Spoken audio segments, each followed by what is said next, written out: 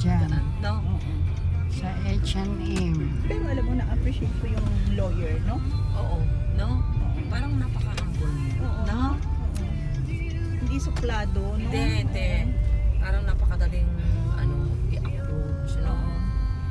Siya nga nag-suggest na create ng Telegram para yung mga question natin masasagot niya. Oo, oo, oo.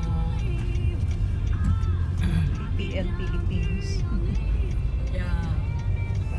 Tsaka para na-update tayo yung mga latest news doon, di ba? Oo nga, nahihirapan nga si Sofia pag Oo, diba? Sabi ko sa'yo. ano siya, Korean talaga siya. Oo. So, paano Siguro naman? parang meron na lang siyang interpreter na para isulat sa GC. Ano, sa Google. Asa? Ganun yung ginagawa ko rin. Pag gusto kong para mabasa niya Chinese, dire-diretso, ito-translate ko yung English to Korean.